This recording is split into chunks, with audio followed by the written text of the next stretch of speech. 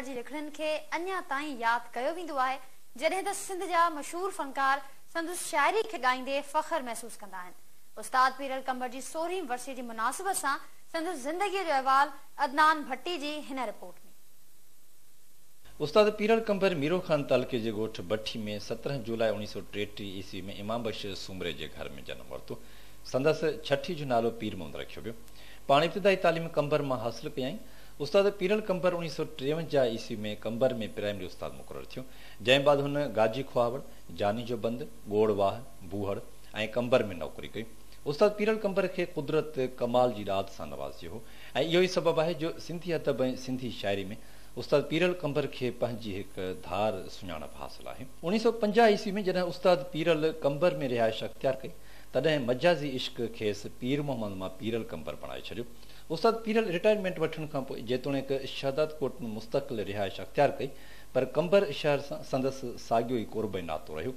उस्ताद पीरल कंबर 5 ॿोलियुनि सिंधी, उर्दू, सिराइकी, हिंदी ऐं अंग्रेज़ी में शाइरी कई। उस्ताद पीरल कंबर सिंधी फिल्मुनि लाइ काफ़ी गीत लिखिया ऐं उन वक़्त जे मशहूरु सिंधी फिल्मुनि सोरठ, हारी, पराई ज़मीन, सोढा पुट सिंध जा, गैरत जो सवाल ऐं ॿियनि खोड़ फिल्मुनि में संदसि गीत ॻाया विया। उस्ताद जा 30,000 खां वधीक शाइर आहिनि। 2 किताब सजदो उदासा ऐं उघाड़ा पेर टांडनि ते छपियल आहिनि। उस्ताद पीरल कंबर जी शाइरी में अहिड़ो त सहर आहे जो केतिरनि फनकारनि संदसि शाइरी खे पंहिंजे सुर ऐं आवाज़ में ॻाइण में फ़ख्र महसूस कयो आहे। उस्ताद पीरल स्टेज ड्रामा गुजरातूं ऐं हमरचा बि लिखिया। उस्ताद पंहिंजी हयाती में चोपड़ियूं, सलाम मोहब्बत, जज़्बा मोहब्बत, बाग़ फिरदौस ऐं ॿियनि नालनि सां लिखियूं आहिनि। उस्ताद पीरल कंबर राग जो वॾो माहिर हुयो। उस्ताद ज़हनी तौर ते निंड घटि कंदो हुयो ऐं जाॻंदो वधीक हुयो। उस्ताद पीरल कंबर जा केतिरा ई कलाम रेडियो, टीवी ते आम फनकारनि ॻाया आहिनि ऐं अञा ताईं ॻाया वञनि। या त तीरे नज़र ॾे नज़र में ढके, या त परदे ढकण जो तूं अंजाम कर। कई महफिल में आशिक मरी था मरन, कई महफिल में आशिक मरी था मरन। बंद बहरे खुदा तू कत्ल आम कर। आहली रात चांडो की पई आठरी, वक्त खुशहाल ख्वाबन जो आयो वरी। मान गाहुन जगोढ़न मथानन रख्या, तू अखिन वार पलंगन ते आराम कर। कदुर को न दिल जो प्यो दिल जे पत्थर रखे, कदुर को न दिल जो प्यो दिल जे पत्थर रखे। असां काबो समझो हो दिल बर जे दरखे। सिकी सवहयाती जा पाछा लड़ी व्या, रहियल 4 गोढ़ा बिगड़ंदे गड़ी व्या। अञा को न आयो नजर के नजर खे, असां काबो समझो हो दिल बर जे दर खे। उस्ताद पीरल कंबर जेको आहे त पहिरियों त वॾो महिमान नवाज़ हुयो ऐं जेको आहे दोस्तनि सां तमामु घणो वर्ताव कंदो सुठे नमूने। उहो ख़ासि 2-3 दोस्त हुयासीं जिन में मूंखे बि शरफ़ हासिल हो। उस्तादी वेझड़ाप जो मूं उस्ताद सां 16-17 साल गॾु गुज़ारियो। शाम जी महफ़िल उस्ताद जी अहिड़ी लॻंदी ऐं उस्ताद वटि इहो थींदो त शाम जो 25-30 माण्हू हूंदा ऐं जिन जी ख़िदमत ई उस्ताद कंदो। तॾहिं जो तमामु महिमान नवाज़ हो, हिक हिक जो वॾो ख़्यालु कंदो हो ऐं सभु कंहिंसां माना प्यार कंदो हो। जेके बि दोस्त रहियसि पंहिंजे स्कूल जे ज़माने में क्रिकेट खेॾंदो हो। उस्ताद कंबर में ई क्रिकेट खेॾियो आहे उस्ताद, उन खां बाद शिफ्ट थी हिते आयो आहे। उस्ताद वरी जॾहिं बि महफ़िल कराईंदो शाइरनि जी गॾिजाणी त पोइ इनाम बि रखंदो ऐं ईअं बि को शेर पढ़ंदो त उस्ताद हुनखे 20 रुपया 30 रुपया ख़र्ची बि ॾींदो। उहो अहकर जमाली ईअं शेर पढ़े पोइ वेठा हुजूं त उस्ताद वरी ईअं शेर पढ़ंदे पढ़ंदे उन अहकर पढ़े पोइ त उस्ताद वरी 20 रुपया कढी टेबल ते रखिया। हुन वरी जेको आहे खड़ी चुसि, उस्ताद महिरबानी शाम जो टाइम हो, चए रखुड़े इहे खीर वारे जा आहिनि।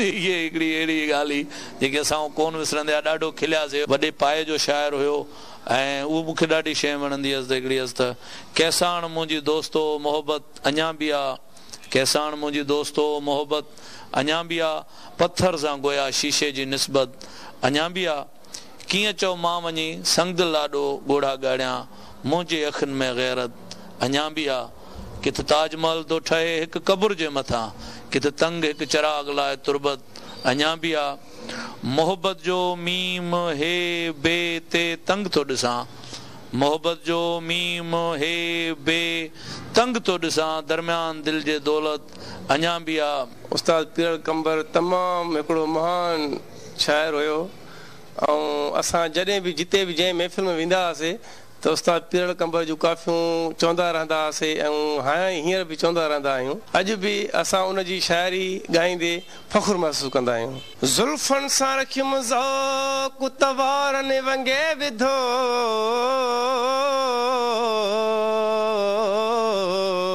पिंबड़ियुनि सां रखियुमि प्यार त अखिड़ियुनि अंगे विधो,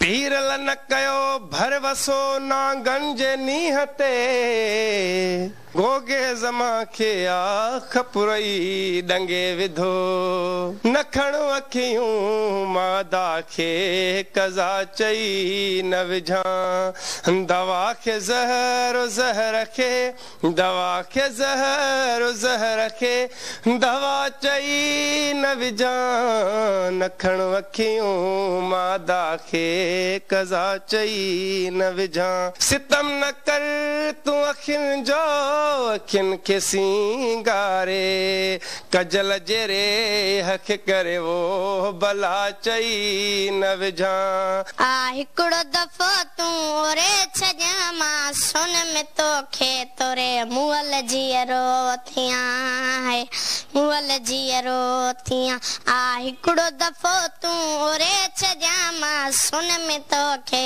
तोरे मुअल जीअरो थियां, मुअल जीअरो थियां, तोखे अङण ते हिकिड़ो भेरो ॾिसां त जानी जियां मां, ॾिसां त जानी जियां मां, छाजी बड़ी ऐं छाजी बीमारी सुतल उथी मां वेहां मुअल जीअरो थियां, इश्क जो दारू दरमल सुहिणा नित नित आहे निरालो, नित नित आहे निरालो, दिल भर जे दीदार बिना दवा ज़हर जो प्यालो मुअल जीअरो थियां।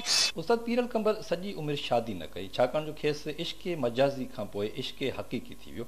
1960 ईस्वी वारे ॾहाके में ज़्यादा अन्न उपाय मुंतज़िर सारो ज़मानो आहे जे उनवान ते शहर ठाहिण ते सदर अयूब तरफ़ां उस्ताद खे इनाम ॾिनो वियो। उस्ताद पीरल कंबर खे उर्दुन जे शाह हुसैन खां सर्टिफिकेट ऐं बर्तानिया जी राणी मलका एलिज़ाबेथ तरफ़ां तारीफ़ी सर्टिफिकेट मिलियो ऐं शहनशाह ईरान रज़ा शाह पहलवी तरफ़ां गोल्ड मेडल ऐं तारीफ़ी सर्टिफिकेट ऐं शहीद ज़ुल्फ़कार अली भुट्टो खां पिण केतिरा ई इनाम हासिल कयईं। उस्ताद पीरल कंबर शहदाद कोट में 61 सालनि जी ॼमार में लाॾाणो करे वियो। संदसि आख़िरी आरामगाह कड़क कब्रिस्तान शहदाद कोट में आहे। उस्ताद जे विछोड़ खे अॼु 16 साल थी विया आहिनि, पर संदसि यादूं अॼु बि ताज़ियूं आहिनि। उस्ताद जे नाले ते पीरल कंबर अदबी संगत जुड़ियल आहे, जिन जो सदाईं इहो मुतालबो रहियो आहे त उस्ताद पीरल कंबर जी मज़ार ठाराई वञे, पर कॾहिं बि सरकार उस्ताद पीरल कंबर जी मज़ार ठाहिण वारे मुतालबे ते को बि ध्यानु नाहे धरियो।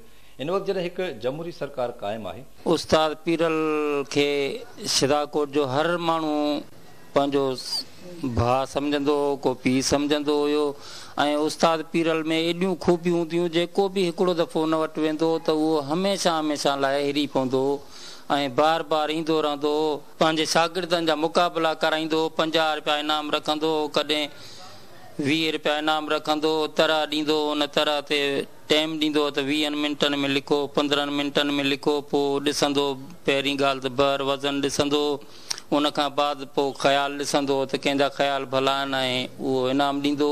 अॼु ताईं असांखे सरकारी हिकिड़ो रुपयो बि न मिलियो आहे, न का सरकार असांजी कॾहिं बि मदद कई आहे, इहो शहरी असांजी हेल्प कंदा आहिनि। उस्ताद जी वरसी 16वीं वरसी आहे, उस्ताद जे करे जेकी कुझु असांखे शोहरत मिली आहे त असां एतिरो सोचियो बि न हुयोसीं त एॾे अदीबनि सां असां मिलंदासीं ऐं इहे अदीब असां वटि कॾहिं अची बि सघंदा। मज़ार ईअं ॿधराई आहे, बाक़ी मथां कुझु बि न ठारायो आहे, उहा बि मां ठाराई आहे। पीरल कंबर अदबी संगत जेकी उन जे नाले सां आहे ज़िले लेवल ते, ऐं शहरी बि बिल्कुलु साथ ॾींदा आहिनि। फ़िक्र जे खून सां लाल थियो दिलि जो फसानो आहे, मौत बि मूं लाइ मौला हिकिड़ो बहानो आहे। परवर कहिड़े पासे वञी मां पनाह वठां, ना गज ज़हर मिसल ही तूं जो ज़मानो आ।